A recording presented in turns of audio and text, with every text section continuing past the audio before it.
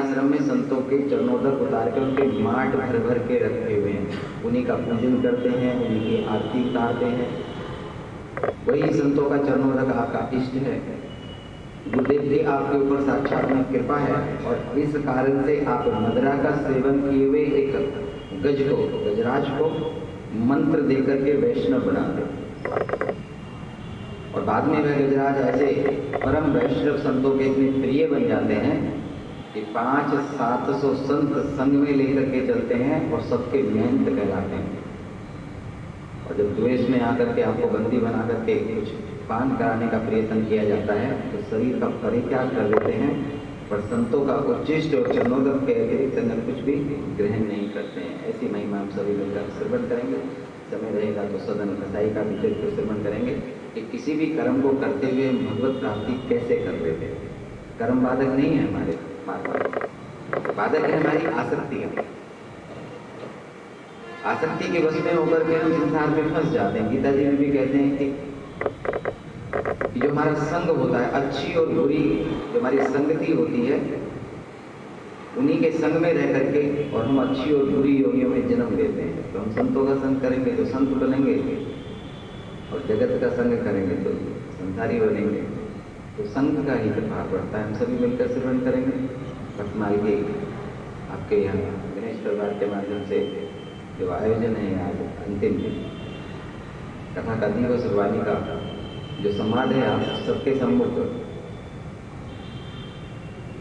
कथा के माध्यम से संत की महिमा, गुरुदेव की महिमा के बाद में हम सभी नमन करेंगे कि किस प्रकार से आपका परिवार इसी प्रकार से भजन करता रहे, सदैव हम संत और गुरुदेव की शरण में करके भगवत प्राप्ति के लिए प्रवचन के लिए निवाणी से भगवान नाम पसंद करता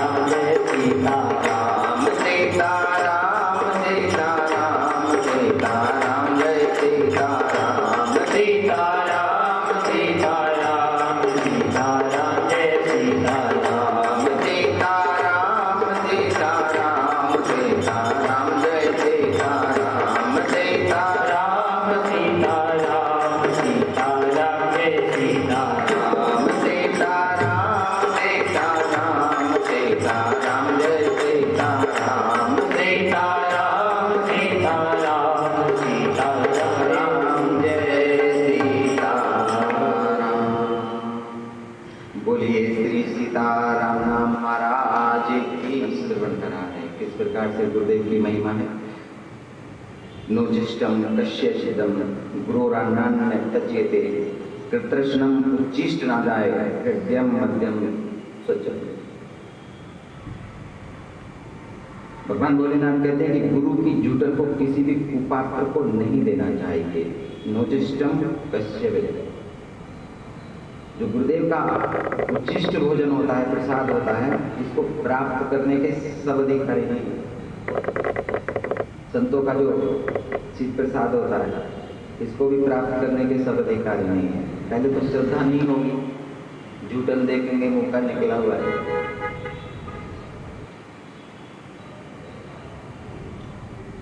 तो सब इसके अधिकारी नहीं है।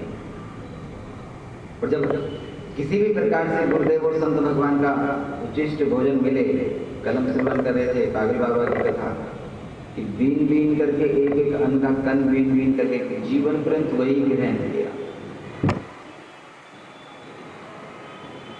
तो सब इसके अधिकारी नहीं, गुरु के द्वारा उच्चिष्ट वस्तु को यज्ञ का पवित्र प्रसाद समझ करके शिष्य को ग्रहण करना चाहिए। दोनों ही बड़े पवित्र हैं, गुरुदेव का संत भगवान का उच्चिष्ट भोजन और चरणों का चरणोदक। तो यज्ञ का पवित्र प्रसाद समझ करके इसको ग्रहण करना चाहिए और कभी भी गुरु आज्ञा का उल्लंघन नहीं करना चाहिए और गुरु आज्ञा में विकल्प भी नहीं ढूंढना चाहिए। गुरुदेव को अगर कोई सेवा बताई गई है कि किसी प्रकार से सेवा करनी है तो उस सेवा को स्वयं पालन करना चाहिए, ये नहीं कि नौकर से करा दो या अन्य किसी उससे करा दो। इतना भी समय नहीं है तो भगवत प्राप्ति क्या करोगे।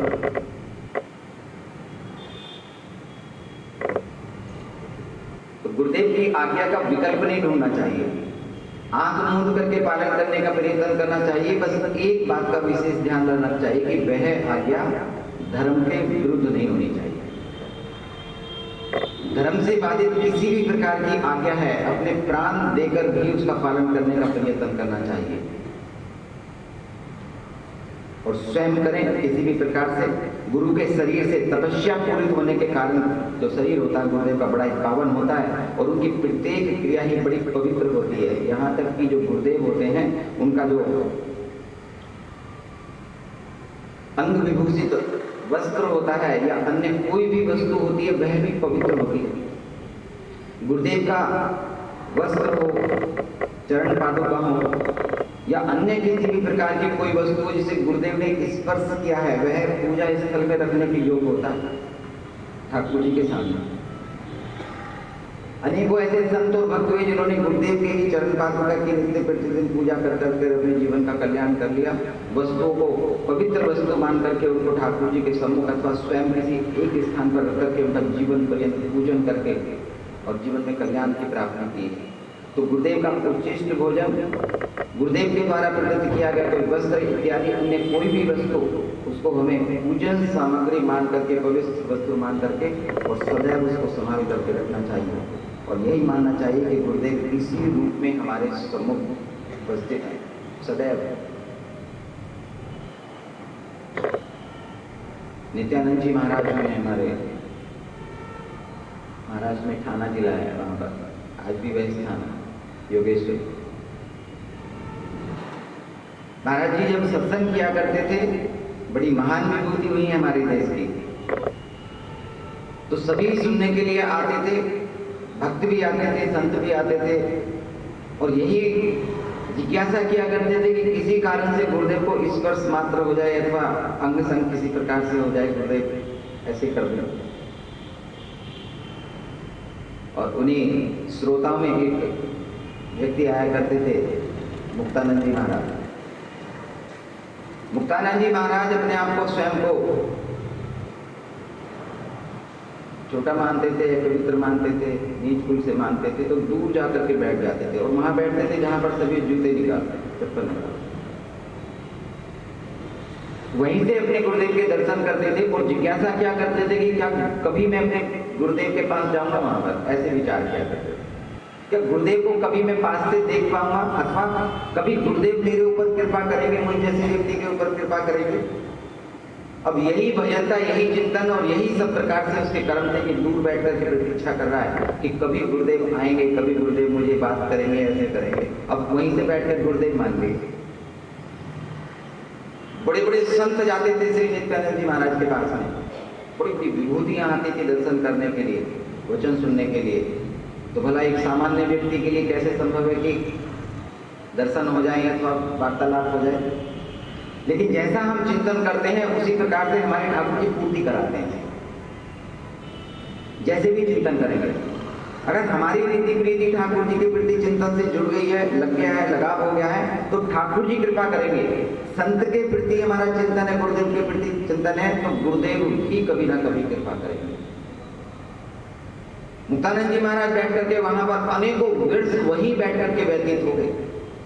सम्मुख बैठ जाते थे और वहीं से दर्शन कर रहे होते थे और एक ही विचार मन में आता था कि गुरुदेव कब मेरे ऊपर कृपा करेंगे। और एक दिन समय आया, गुरुदेव सत्संग प्रवचन के बाद में अपने आसन से उतरे, पैर में खड़ाऊ पहनी और उतर करके चल दिए। समस्त समुदाय देखता रह गया कि आज किस प्रकार से कहां जा रहे हैं। किसी से न वार्तालाप की, ना किसी की तरफ देखा और ऐसे सीधे बीच में से समुदाय से निकल करके और सीधे मुक्तानंद जी के पास पहुंच गए। मुक्तानंद जी को तो यही नहीं पता था कि मेरे पास आ रहे हैं। और जब पास में जाकर के खड़े हुए, अपने आप को संभाला, ऊपर दर्शन के तो चरणों में देख गुरुदेव के चरण। अब नमन ही करना चाहते थे कि गुरुदेव ने कहा कि लो और अपनी चरण पादुका निकाल करके मुक्तानंद को दे, धारण करो। अब गुरुदेव नहीं होती है, स्पर्श करने का भी अधिकार सात्विक भाव से ही होता है। हम अपने गुरुदेव की चरण पादुका को हाथ में उठा करके, गोद में रख करके, ऐसे छुपा करके मंदिर में भी चले जाए तो कोई पाप नहीं। सेवन करना चाहिए।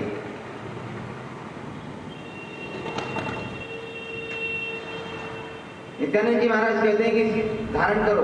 और मुक्तानंद जी महाराज जो कि जीवन में कभी कल्पना मात्र भी नहीं कर सकते कि गुरुदेव मेरे पास आएंगे या मुझसे वार्तालाप करेंगे, और आज गुरुदेव कह रहे हैं कि मेरी चरण पादुका धारण करो। आज्ञा का पालन किया, धर्म के विरुद्ध होते हुए भी। और जैसे ही मुक्तानंद जी महाराज ने उन चरण पादुकाओं को धारण किया, नित्यानंद जी महाराज ने कृपा करके समस्त प्रकार का ज्ञान, समस्त प्रकार की भक्ति और समस्त प्रकार के वैदिक शास्त्र का ज्ञान श्री मुक्तानंद जी महाराज के हृदय में प्रविष्ट करा दिया। और मुक्तानंद जी महाराज का हृदय ऐसा आत्मविभोर हो गया कि लगा जैसे जगत ही स्मरण हो गया। गुरुदेव ने आज्ञा की, जाओ, तब तक लौट कर नहीं आना जब तक मैं स्वयं न बुलाऊं। प्रथम बार में गुरुदेव के वचन, जाओ चरण पादुका धारण करो और लौटकर तब तक नहीं आना जब तक मैं नहीं कहता। आज्ञा को शिरोधार्य करने के बाद में श्री मुक्तानंद जी महाराज वहां से निकल गए और दूर वन में जाने के बाद में एक आम के वृक्ष के नीचे बैठ करके तप करना आरंभ कर दिया। गुरुदेव की आज्ञा है लौटकर नहीं आना, इसलिए गुरुदेव की आज्ञा शिरोधार्य, विकल्प नहीं ढूंढना चाहिए। क्यों कहा, कैसे कहा?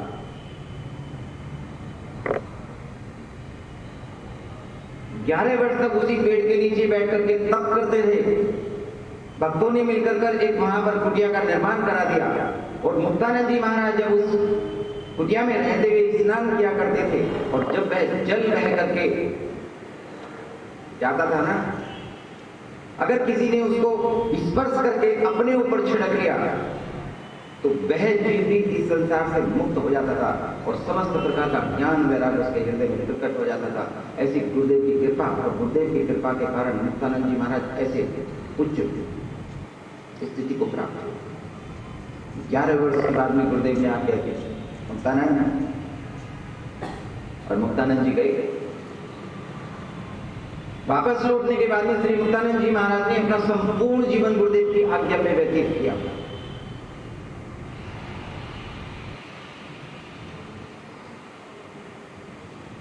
कभी जीवन में किसी भी प्रकार का भोग धारण नहीं किया। योग के माध्यम से उस कोटि के संत भगवान होते हैं कि आज हम सभी मिलकर के मुक्तानंद जी महाराज को स्मरण करते हैं तो हृदय में स्वयं ही जगत से विस्मरण होने के भाव प्रकट होने लगते हैं। तो ऐसे संतों का चरित्र में स्मरण करना चाहिए और गुरुदेव को सदैव ही नमन करते हुए अपनी इस जीवन में यादों में ठाकुर जी के चरणों में अर्पण करके उनको प्राप्त करने के लिए हमें सदैव प्रयत्न करना चाहिए। तो कभी ना कभी हमारे ठाकुर जी कृपा करेंगे और कर्म की गति बड़ी गहन होती है। हम इस मनुष्य शरीर से कर्म करते हुए अपने जीवन का उद्धार करने के लिए प्रयत्न करें तो कर्म की गति को जानना या किसी के बस की बात नहीं है। हम किस कर्म को करने से भगवत प्राप्ति करेंगे अथवा कब हमें भगवत प्राप्ति इन्हीं कर्मों को करते करते प्राप्त हो जाएगी, ये हमारे कर्म निर्धारित तो करते हैं, पर किस कर्म को किस प्रकार से हम धर्म के विरुद्ध अथवा धर्म के संग में माने, इसका निर्णय करने का अधिकार हम में से किसी को नहीं है। एक व्यक्ति वन में जाकर के लोगों को लूटा करता था, मारा करता था। ऐसी वृत्ति को धारण हुआ कि जैसे श्री वाल्मीकि जी महाराज की वृत्ति थी। एक दिन संत भगवान वहां से निकल कर जा रहे थे तो उस ठग ने वहीं पकड़ लिया संत भगवान को। महाराज जो कुछ है निकाल के रख दो। संत भगवान कहते हैं कि हमारे पास क्या है, जांच मजीरा करता ले लो।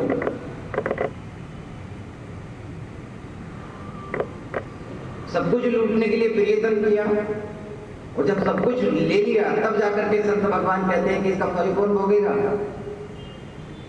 अरे ऐसे कर्म करते हो कि निश्चित रूप से नरकगामी जीव बनने वाले हो, और जब नरक की पीड़ा भोगने के लिए मिलेगी तो इन्हीं कर्मों का स्मरण तुम्हें होगा, लेकिन तुम्हारे द्वारा ठग और चोरी के माध्यम से जो धन अर्जित किया जा रहा है इसका फल उनको नहीं मिलेगा जो तुम्हारे संग में इसका भोग करते हैं। हम जो पाप करते हैं अपने परिवार का सेवन करने के लिए एकत्रित धन करते हैं अथवा अन्य किसी प्रकार का आचरण करते हैं, उसके भोगी हम स्वयं होते हैं, फल भोगने वाला नहीं होता। अनेकों प्रकार से समझाना आरंभ किया तो उस ठग को लगा कि मेरा जीवन तो नरकगामी हो गया, तो बचने का कोई उपाय नहीं है। चरणों में गिर गया और चरणों में गिरने के बाद में कहता है कि संत भगवान मेरे ऊपर कृपा करें और कृपा करके मुझे कोई राह दिखाए।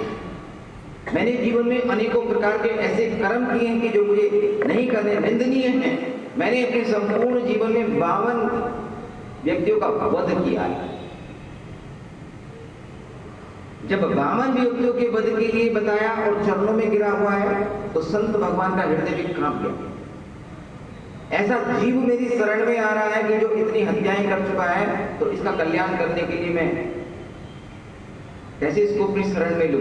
और दूसरी तरफ विचार आता है कि शरण में आया हुआ है तो इसका परित्याग भी नहीं कर सकते, तो क्या करें, शिष्य बना नहीं सकते। पापात्मा को शिष्य बनाने का तात्पर्य कि गुरुदेव समस्त भोगों को स्वयं स्वीकार करें। तो समझाने के लिए प्रयत्न किया कि बुरे काम नहीं करो, और आज इसके समस्त पाप ही मेरे सिर पर ग्रहण होने वाले हैं। संत भगवान का मृदुल हृदय ऐसे कंपित हुआ और विचार करने लगे कि कैसे बचे। उपाय भी ढूंढ लिया। उपाय ढूंढते हुए कहते हैं कि इस पेड़ के ऊपर एक सूखा हुआ डंठ है, ऐसे कक्कड़ है छोटा सा, उसे तोड़ के लाओ। तोड़ कर लाए। उस ठग से कहते हैं कि इस जो लक्कड़ है, डंठल है, इसको लेकर के जाओ। जिस दिन ये तीर्थों पर भ्रमण करते करते, यात्राएं धामों के दर्शन करते करते और ये पुनः हरा भरा हो जाएगा, उस दिन हम तुम्हें दीक्षा देंगे। अब संत भगवान अपने आप को बचाने के लिए प्रयत्न कर रहे हैं कि ऐसे जब श्री वाल्मीकि जी महाराज के सम्मुख सप्तऋषि आए तो सप्तऋषियों का हृदय भी कंपित हो गया था। राम राम, कितना कैसा हत्यारा है। एक बार को तो किसी का साहस नहीं हुआ था मंत्र शिक्षा देने के लिए। ऐसे ही संत भगवान कंपित है, कहते हैं कि ऐसे व्यक्ति का उद्धार करें और यह हमारी शरण में आया तो इसका सब संपूर्ण जीवन के कर्म का भार हमारे ऊपर आएगा। तो जाके सूखे लक्कड़ को लेकर के जाओ, जब ये हरा भरा हो जाएगा तब आना, तब दीक्षा देंगे। ना हरा भरा होगा ना लौट करके आएगा, तब तक तीर्थों के दर्शन करते रहना, विचरण करते रहना। कर्म की गति बड़ी गहन होती है। आज्ञा मान करके चला, कुछ दूर गया, रात्रि होने लगी तो एक वहीं पर वन में एक वृक्ष के पास में विश्राम करने लगा। और जब रात्रि हुई तो उस वृक्ष के ऊपर चढ़ करके बैठ गया कि रात्रि यहीं पर तने के ऊपर बिता देंगे बैठ करके। प्रातःकाल फिर चले गए। नीचे आंख लग गई, कोई हिंसक पशु आकर के मार गए। इस भय से वृक्ष के ऊपर जाकर के बैठ गए।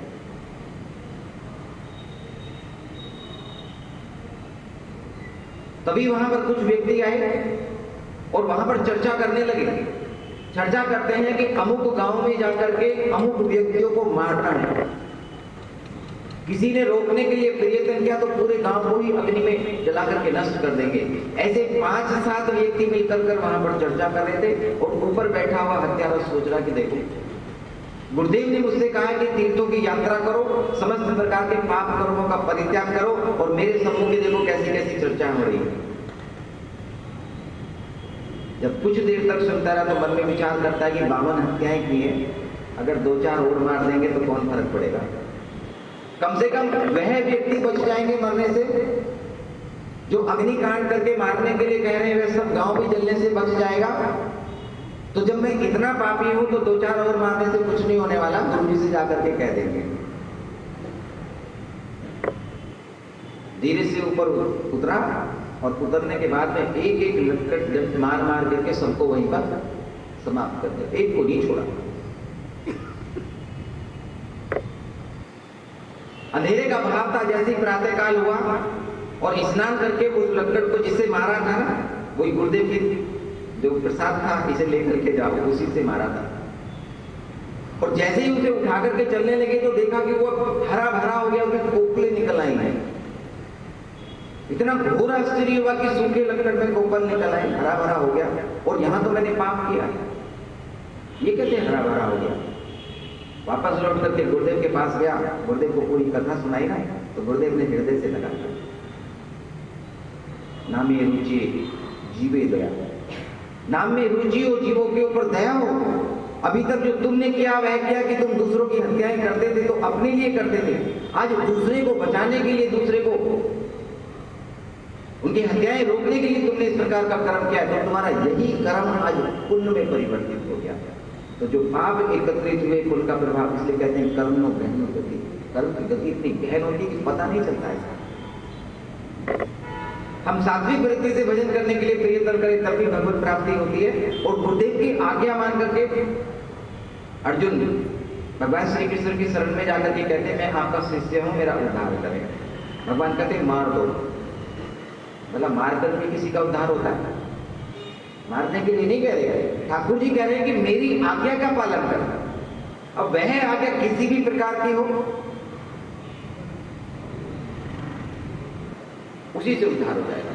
इसलिए गुरुदेव की आज्ञा में हमें विकल्प नहीं ढूंढना चाहिए। और गुरुदेव के द्वारा उच्चिष्ट भोजन, चरणोदक, वस्त्र इत्यादि जो वस्तुएं होती हैं, इन्हें पवित्र वस्तुएं मान करके हमें सदैव सेवन करना चाहिए। और भगवत प्राप्ति के लिए हमें इन्हीं का आश्रय भी लेना चाहिए। बोलिए श्री सद्गुरुदेव भगवान की। चरित्र स्मरण करोगे, उसका पूरा का पूरा चरित्र आपके हृदय में प्रकट हो जाएगा और आप लिखते चले जाओगे। नाभाजी महाराज स्मरण करते रसिक मुरारी जी महाराज का। आपके लिए कहते हैं कि रसिक मुरारी उदार अति मत गजई उपदेश दे। रसिक मुरारी अति उदार है, उदार। एक तो उदार होते हैं, आपके लिए अति उदार। राम भगत जग 4 प्रकार के भगत है ना, और 4 प्रकार में कहते हैं सुकृति चारव अनग उदार, बंदव राम बाल रूप उदार। ऐसे उदार जब हम किसी जीव को अपनी शरण में लेकर के दीक्षा देकर के उसका कल्याण करने के लिए, चाहे वह पात्र है अथवा नहीं है, और हम उसका कल्याण करने के लिए मार्ग बताएं, तो संत भगवान उदार हो गए। और यहां पर तो एक ऐसा तमोगुनी पशु है गजराज, कि बिना किसी विचार किए गजराज को आपने मंत्र देकर के शिष्य बनाया, वैष्णव बनाया। इसलिए यहां पर नाभाजी महाराज कहते हैं रसिक मुरारी उदार अति मत गजई धार की। अति उदार, यह भी विचार नहीं कर रहे हैं कि मुझे मारने के लिए आ रहा है, उसका कल्याण करने के लिए मंत्र देकर के उसका कल्याण करें। तन मन धन परिवार सहित सेवत संतन चाहिए। तन से, मन से, धन से संतों की सेवा करते हैं, परिवार समेत करते हैं। हम सेवक परिवार समेता, नाथ ने सब कुछ आयु से दिया। ठाकुर जी आज्ञा देने में संकोच मत करना, बल्कि यही कह रहे हैं हम परिवार समेत आपके सेवक हैं। ठाकुर जी का भजन परिवार समेत ही करना चाहिए। एक करें बाकी ना करें, ऐसे काम नहीं चलने वाला। ठाकुर जी ने जो परिवार दिया है ना, यदि है कि हम एक ही प्रकार के आचरण वाले हैं, एक ही प्रकार के गुण हमारे भीतर हैं, तो सब मिलकर के उसी प्रकार से भजन करते हैं। अलग अलग गुण के ला करके एक घर में डाल दे तो भजन नहीं होगा। श्री रसिक मुरारी जी महाराज ने गुरुदेव की शरणागति होने का तक गृहस्थ जीवन व्यतीत किया, और जब गुरुदेव श्यामानंद जी महाराज की प्राप्ति होती है तो अपने परिवार को भी गुरुदेव की शरणागति करा दी कि सब मिलकर के भजन करेंगे, और स्वयं गुरुदेव की शरण में रहे।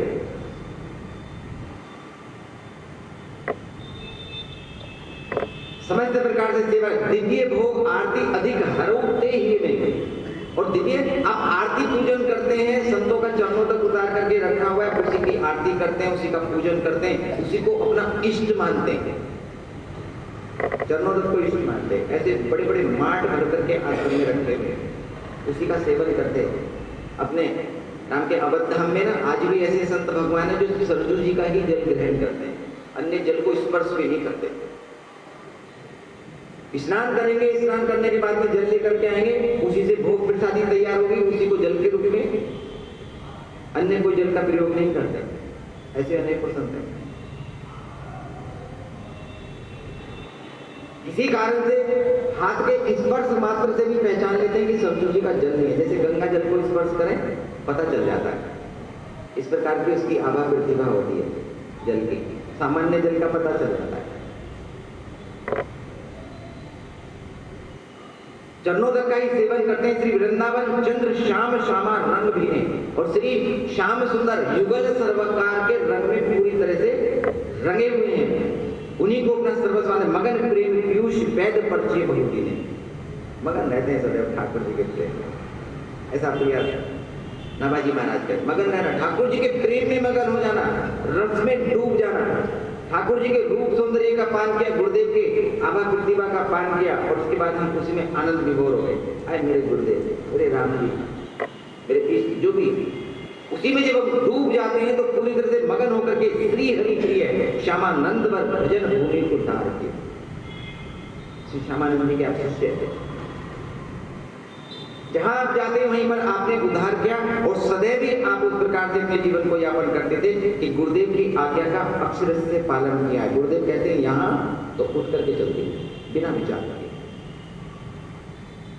प्रियदास जी महाराज टिप्पणी करते हैं, रसिक मुरारी साधु सेवा विस्तार कियो, पावे कौन पार रीति भांति कछु न्यारिये। साधु संत सेवा का आपने विस्तार किया और सेवा का विस्तार ऐसे किया कि रीति प्रीति कुछ न्यारी है। संतों में अटूट श्रद्धा भी ऐसी कि चरणों तक को ही सर्वस्व मान लिया। तो जो रीति प्रीति है ना, न्यारी है। संत के शरीर में ही दिव्यात्मा, दिव्य गुण होते हैं और आप तो श्री चरणों का चरणों तक ही सर्वस्व मानते हैं। संत चरणावत के माट भरे भरे, संतों के चरणों तक के जो माट है ना, वे पूरी तरह से वहां पर भर के रखे हुए हैं। उन्हीं का पूजन करते हैं। ताही को प्रणाम पूजा करी उर्धारिये, सदैव उनका पूजन करते हैं और सदैव ही उनको नमन करते हैं। प्रियदास जी महाराज कहते हैं कि करे गुरु उत्सव ले दिन मान सबे को, और आप अपने गुरु जी का उत्सव करते हैं। अब गुरु जी का कैसा उत्सव करते हैं? आपके गुरुदेव हैं श्री श्यामानंद जी महाराज। श्यामानंद जी महाराज की शरणागति हुई। श्यामानंद जी महाराज निकुंज में जाकर के सोहनी सेवा करते हैं, झाड़ बुहार करते हैं। और जब श्री श्यामा जी वहां जाकर के करते हैं तो कभी कभी वहां पर ब्रज में युगल सरकार के चरण चिन्ह नजर आते हैं। कभी वहां पर ठाकुर जी के गलबिया करते हुए दोनों के युगल चिन्ह, कभी कभी वहां पर ऐसा लगता है कि जैसे ठाकुर जी यहाँ आए थे तो उनकी अनुभूति वहां पर किसी ना किसी प्रकार से वहां पर होने लगती है। और जब गुहार कर रहे होते हैं तो कभी कभी ऐसा लगता है जैसे ठाकुर जी हाथ में हाथ डाल करके और ऐसे हमारे सामने से निकल कर जाते हैं। तो निकुंज में गुहार करते हैं, यही आप वहां पर सेवा करते हैं रसिक मुरारी जी के गुरुदेव श्री श्यामानंद जी महाराज।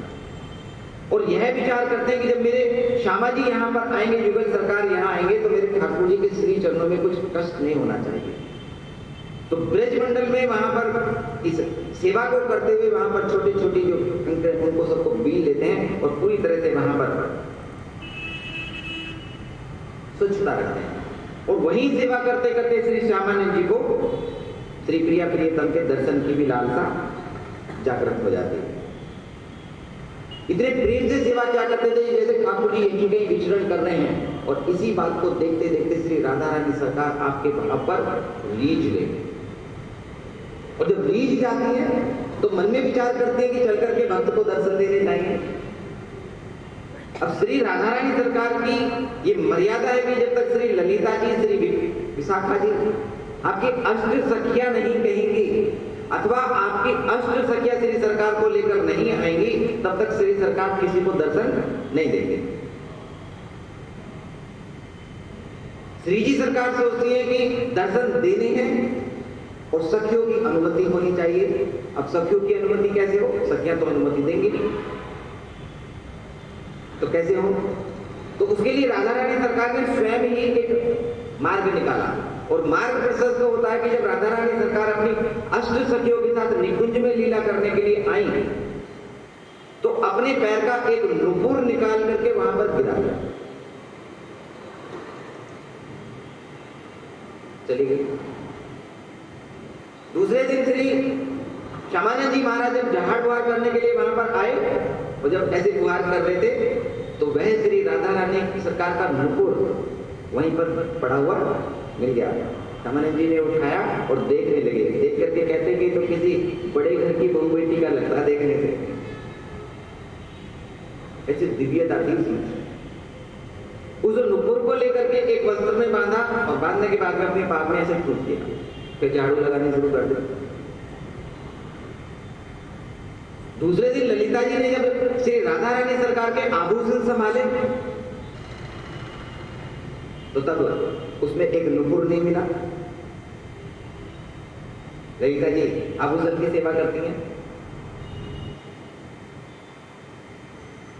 नुपुर को ढूंढने के लिए प्रयत्न किया तो नुपुर नहीं मिला। आंख बंद करके ध्यान किया तो देखा कि जो बाबा वहां पर झाड़ू लगाते हैं निकुंज में, उनको मिल गया। विचार करने लगे कि चल के ले ले, बाबा से मांग ले।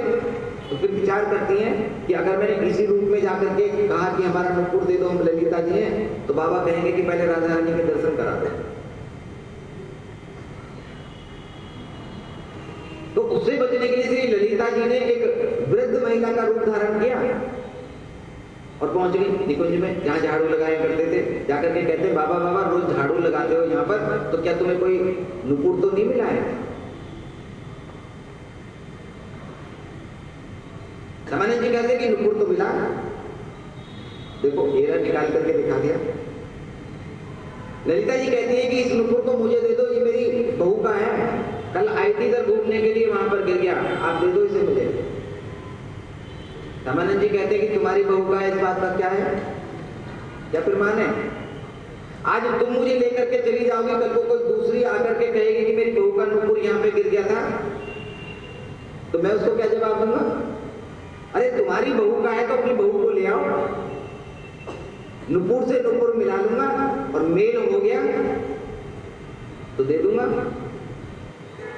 ललिता जी ने इतना प्रयत्न किया उस नुपुर को लेने के लिए, लेकिन श्यामानंद जी ने दिया नहीं।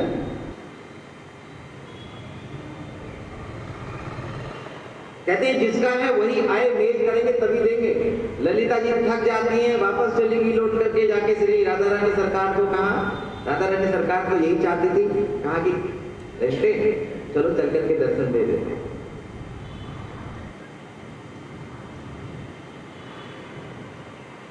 संग में चलो।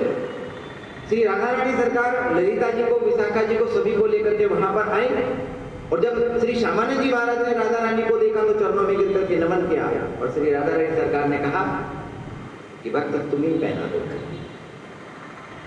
श्री श्यामानंद जी महाराज ने राधा रानी का नुपुर स्वयं पहनाया अपने हाथों से। जब नुपुर पहनाने लगे तो उसी नुपुर की छाप श्री राधा रानी सरकार ने श्यामानंद जी महाराज के मस्तक पर दे दी। शंकर चक्र की छाप होती है ना वैष्णव के यहाँ पे पंच संस्कार में, तो यहाँ माथे के ऊपर दो। राधा रानी वहां से चली जाती है, श्री श्यामानंद जी महाराज लौट करके वापस आए, और आपके गुरुदेव, जब आपके गुरुदेव ने वहां पर आपको देखा कि यह यहाँ पर हृदयानंद जी नाम था, कि यह मस्तक के ऊपर कोई छाप लेकर के आया है, तो गुरुदेव ने डांटना आरंभ किया कि हमारे संप्रदाय को छोड़ करके किसी अन्य संप्रदाय की छाप लेकर के क्यों आए? गुरुदेव कहते कि झूठ बोलता है, अपने से छाप ले ली और आकर के कहता है कि राधा रानी ने दी है, चलो साफ करो इसे। गुरुदेव की आज्ञा मान करके उसको साफ करने के लिए प्रयत्न किया। जितना जितना प्रयत्न कर रहे हैं साफ करने के लिए, साफ नहीं हो रहा। अरे दिव्य छापे राधा रानी सरकार ने दिए, तो ऐसे थोड़ा ना साफ हो जाएंगे। जाकर के कहा कि गुरुदेव साफ नहीं हो रही है। गुरुदेव कहते हैं कि झूठ बोलता है, लाओ हम साफ करेंगे। और गुरुदेव ने ऐसे रगड़ करके जब साफ करना शुरू किया ना, तो मस्तक में से यहां से ऐसे रक्त निकलने लगा, लेकिन छाप नहीं दूर हुई। तब भी विश्वास नहीं हुआ। अनेकों संत भक्त वहां पर आ जाते हैं, सभी ने बताने के लिए प्रयत्न किया कि जब ये छाप नहीं हट रही है तो श्री सरकार ने दी होगी। और इधर राधा रानी सरकार विश्वास करती है इस बात के लिए कि मेरे भक्त के ऊपर संकट है। तो भगवान श्री कृष्ण के एक सखा हुए सुबल सखा, श्री सामान्य जी सुबल सखा के भाव में रहते थे। तो राधा रानी सरकार ने सुबल को बुलाया और कहते हैं कि अगर मैं तुम्हारे सखा परिकरों में से किसी एक को अपने परिकर में सखी बना लूं, तो तुम्हें तो कोई भाव नहीं है ना कोई ऐसा। सुबल कहते हैं कि हम तो जैसे भगवान श्री कृष्ण के लिए वैसे ही आपके परिकर में सम्मिलित हो जाएंगे, तब भी ऐसे ही रहेंगे। राधा रानी सरकार कहती है कि सुबल तुम यहां से जाओ और जाने के बाद में वहां पर श्यामानंद जी के गुरु को इस बात के लिए बताओ कि जो छाप दिए ये हमने दी है, अन्य किसी ने नहीं दी। आज्ञा मान करके सुबल वहां पर पहुंचे। एक पेड़ के पीछे पहुंच कर आकाशवाणी के माध्यम से बताया कि यह बात सत्य के श्री राधा रानी सरकार ने ही और यहां पर छाप दी है। तो इस बात में तनिक भी असत्य नहीं है, सत्य मानो इस बात के लिए। और जब सुबल ने इस बात के लिए वहां पर प्रमाण दिया, तो जितने वहां वैष्णव बैठे हुए थे, पंच बैठे हुए थे, सभी ने इसको भगवत अपराध मान लिया। सामान्य जी से कहते हैं कि तुमने अपराध किया, वैष्णव अपराध किया है, तो तुम्हें दंड दिया जाता है कि 12 दिन तक सभी संतों की भोजन प्रसादी भंडारा समस्त प्रकार की सेवाएं तुम करो। तो करें गुरु उत्सव। रसिक मुरारी जी महाराज, जब ये दंड प्रदान किया गया तो रसिक मुरारी जी महाराज आगे आए और आने के बाद में वहां पर नमन करते हुए कहते हैं कि जो दंड मेरे गुरुदेव को प्रदान किया जा रहा है, इसे मैं स्वीकार करता हूं, आप मुझे करने की आज्ञा दें। तो जो दंड प्रदान किया है गुरुदेव को, और उसी के लिए सैव मान लेते हैं। और 12 दिन तक वहां पर लगातार संतों के भंडारे, सत्संग, कथा, कीर्तन, यह सब चलते रहे और सेवा चलती रही। इसे इतने आनंद की प्राप्ति होती है कि एक बार इस उत्सव का नाम रखा गया दंडोत्सव, दंड उत्सव। एक बार के लिए कहा गया, तो जीवन पर्यंत यही उत्सव मनाते रहे। सामान्य जी ने बनाया, रसिक मुरारी जी ने बनाया, इसलिए कहते हैं कि करें गुरु उत्सव। इस परंपरा का निर्वाह किस प्रकार से हमारे गुरुदेव प्रसन्न हो, दिनमान सदे कोई द्वादश दिवस जमघटा लागी किया है कि यह जो उत्सव किया गया इसमें अत्यंत प्रसन्नता होती है और बड़े ही प्रेम के साथ में आपने इसका निर्वाह किया है। रसिक मुरारी जी के लिए कहते हैं कि संत चरणामृत को लाभो जाए नीकी खाती जिए। संतों का चरणों तक उतार करके उसको ग्रहण करते हैं, अपने आश्रम में रखते हैं और भांति जान के को दास लेप पठाएंगे।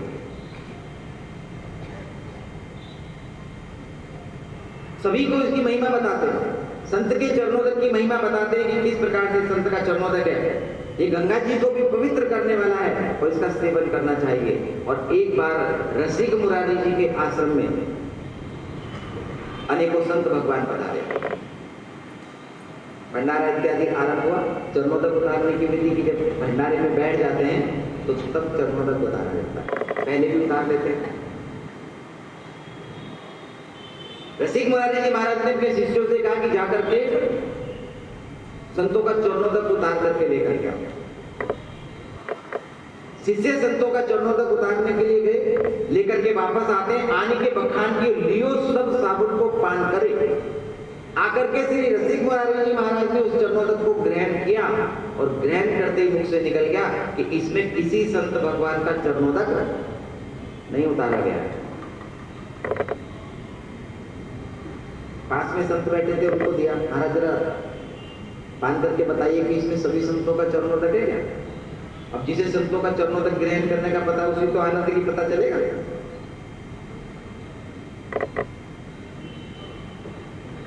रसिक मुरारी जी महाराज कहते हैं कि तुमने सबका चरणोदक नहीं उतारा है, कोई छूट गया है तो तुम ये बताओ कि किसका तुम छोड़ करके आए। चरणोदक उतारने वाला कहता है कि महाराज संतों के मध्य में एक कोढ़ी संत बैठे हुए हैं। अब कोढ़ में तो रक्त भी निकलता है, और चरणोदक का तात्पर्य कि हम चरणोदक उतारेंगे तो उसे उसमें मिलाएंगे और फिर उसको पान भी करेंगे। अब जिसमें रक्त निकल रहा है, दुर्गंध आ रही है, उसका भी चरणोदक उतार करके हम ग्रहण करें तो यह तो ग्रहण करने वाला जो महिमा जानता वही कर सकता है। उच्छिष्ट भोजन को ग्रहण करने में हमें गिरना आ जाती है, तो रक्त में दुर्गंध वाले को कहां से उतारे।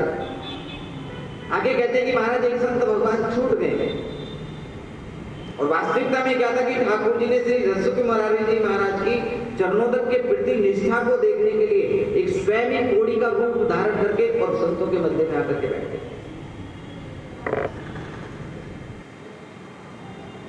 रसिक मुरारी जी कहते हैं कि तुम नहीं उतार के आए तो हम चलते हैं। स्वयं श्री रसिक मुरारी जी वहां पर गए और जाने के बाद में वहां से चरणोदक उतारा। उतारने के बाद में उसको ग्रहण किया। जिते सभाजन कहीं चाहो देवमन कहो महिमा, जरा चक करके देखो। और जैसे ही पान करते हैं तो ऐसा आनंद हुआ, जिते सभाजन, जितने भी वहां पर बैठे हुए थे सभी को प्रदान करके कहते हैं कि इसकी महिमा को प्रकट करें। और जब प्रकट करने की बात आती है तो श्री रसिक मुरारी जी कहते हैं कि न जाने कन जानी छोड़िए, जो छोड़ करके आए हो ना, अब जाकर के इसकी पूर्ति हुई है। रसिक मुरारी जी के पास में एक व्यक्ति आया करता था, उसका एक बालक असाध्य रोग से पीड़ित था। महिमा को प्रकट करने के लिए श्री रसिक मुरारी जी महाराज ने उस चरणोदक को उस बालक के मुख में छोड़ा तो उसका असाध्य रोग भी ठीक हो गया। एक बच्चे को सर्प ने काट लिया था, उसकी माता विकल होकर के बच्चे को लेकर के श्री रसिक मुरारी जी के पास में ही और आकर के कहती हैं कि आप इसे चरणोदक पान करा दें। रसिक मुरारी जी महाराज ने मना किया और बार बार निवेदन करने के बाद में जब पान कराने लगे तो संतों के चरणोदक का प्रभाव ऐसा हुआ कि वह बालक भी और पुनः जीवित होकर के बैठ गए। तो वही कहते हैं कि मन को महिमा न जाने कि चरणोदक की महिमा इस प्रकार की होती है कि जब हम इसको सेवन करने लगते हैं तो हमारे जीवन के सभी प्रकार के जो कर्म होते हैं वह पूर्ण रूप से दूर हो जाते हैं और इसी महिमा को प्रकट करते हैं कि संत ही हमारे सर्वस्व होते हैं।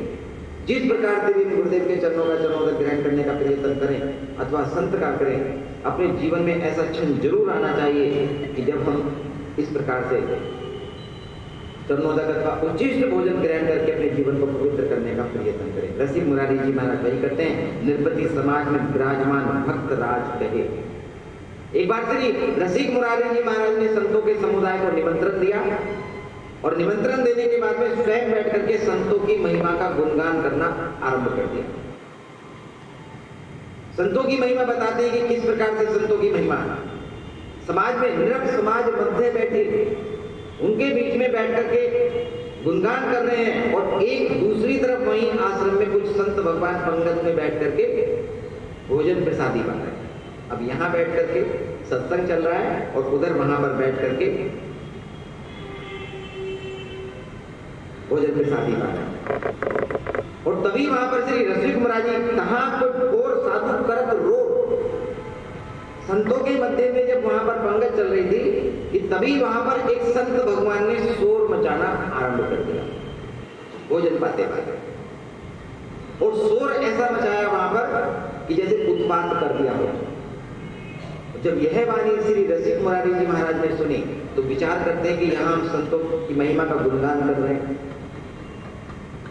और वहां पर संत आपस में झगड़ रहे हैं, तो भला कैसे विश्वास हो जाएगा किसी को कि संत ऐसे होते हैं। अरे संत तो उठते बैठते घूमते फिरते हंसते बोलते ऐसे अच्छे लगते हैं, गुस्से करते हुए थोड़ा ना अच्छे लगते हैं। अगर संत भी गुस्सा करेंगे क्रोध करेंगे तो फिर बचेगा कौन। चलते फिरते संत दूर से देखो, 10-20 संतों की जमात ऐसे जा रही हो, जरा दूर से दर्शन करके देखो, थोड़ा सा भी भाव हृदय में हुआ ना तो ऐसे लगेगा जैसे किसी दूसरे लोग से विभूतियां उतर कर यहां पर आ गई। दर्शन करने मात्र से ही हमारा हृदय पुलकित होगा, और जब संतों में अभाव होगा तो हम उस महिमा को नहीं जान पाएंगे। तो यहाँ बैठ करके भंडारे में सभी वहां पर लड़ने लगते हैं, शोरगुल वहां पर हो जाता है।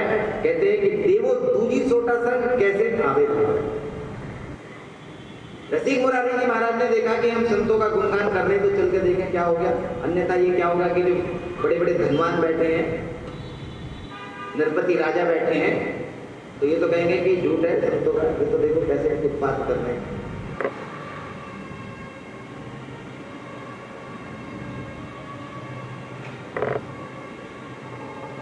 उठ करके गए और जैसे ही उठकर वहां पर जाते हैं तो जाकर के पूछा कि झगड़ा किस बात के ऊपर हो रहा है, ये शोर किस बात के ऊपर है।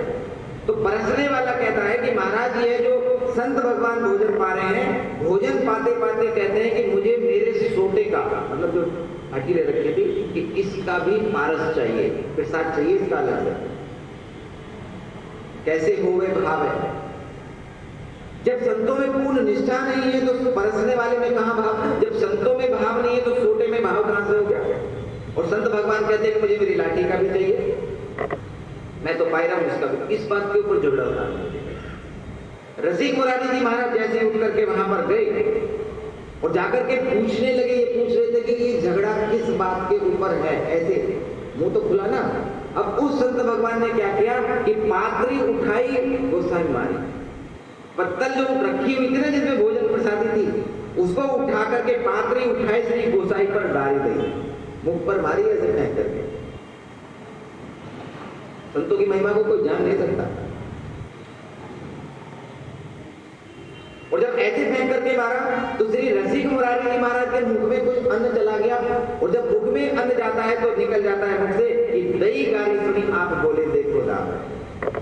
गाली की थी, लेकिन रसिक मुरारी जी महाराज कहते हैं कि महाराज आपने बड़ी कृपा की है, और कृपा इस बात की कि सीत सो विमुख में तो आनी मुख मत दे दियो, कि आज तक मैं संतों का चरणों तक ही ग्रहण किया करता था, मेरी निष्ठा थी संतों के चरणों तक में, और सीत मुख मत दे दियो। संत भगवान आज आपने बड़ी कृपा करी, और कृपा करिए कि आज ये संतों का शीत प्रसाद जैसे मैं ग्रहण नहीं करता था, मुझे इसकी महिमा नहीं पता थी, तो आज आपने मेरे मुख पे जो फेंक के मारा ना, तो आज मुझे इसकी महिमा का भी पता चल गया कि संतों का शीत प्रसाद भी ग्रहण करना चाहिए। बिगड़ी हुई बात को बना ले समय पर, यही चतुर्थ। तो कहते हैं कि चरणों तक की महिमा तो मैं जानता हूं, लेकिन यह जो तुमने शीत प्रसाद की महिमा मुझे बताई है ना महाराज, कि बड़ी कृपा की, और उसको पा करके मैं तो तृप्त हो गया महाराज। तो जो शेष बिखर गया था ना नीचे, उसको उठा करके एक वस्त्र में बांध लिया और बांध करके अपने पास रखे, महाराज हम बाद में पाएंगे, संभाल करके रख दिया। लेकिन साथ में हाथ जोड़ करके नमन करते, प्रियोदास दूर संत सेवा में न जाए। लेकिन महाराज एक बात बताओ, ये आपका झगड़ा किस बात के ऊपर हो रहा है?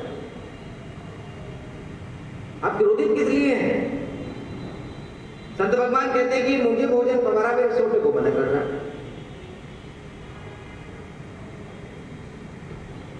रसिक मुरारी जी पूछने लगे कि महाराज जी तुम्हारे सोटे का क्या चक्कर है, उसे किसके लिए चाहिए? संत भगवान कहते हैं कि आपने मेरा निमंत्रण दिया, अब निमंत्रण पाने के बाद में मैं तृप्त होकर के यहां से चला जाऊंगा, तो सोटे के लिए मैं इसलिए मांग रहा हूं कि जब मुझे रात्रि में भूख लगेगी तो सोटे में जो पारस मिल रही है उसके हिस्से का मैं रात को पालूंगा, तो मेरे रात का भी काम हो जाएगा, और तुम मुझे अभी पवा करके भेज रहे हो। और दूसरी बात यह है कि मैं इसी से भांग घोटता हूं, और जब मैं भांग घोटता हूं तो मुझे बहुत भूख लगती है भांग पाने के बाद में। तो जब मुझे इस सोटे से घोट करके भांग पीने में भूख ज्यादा लगती है, तो इस सोटे की तो पारस लेकर के जाऊंगा। एक संत भगवान थे, भांग पिया करते थे। किसी ने जाकर के समझाने के लिए प्रयत्न किया कि देखो भैया, संत को भांग नहीं पीनी चाहिए। संत ने कहा कि हम पीते हैं तब जब भगवान श्री कृष्ण पिया करते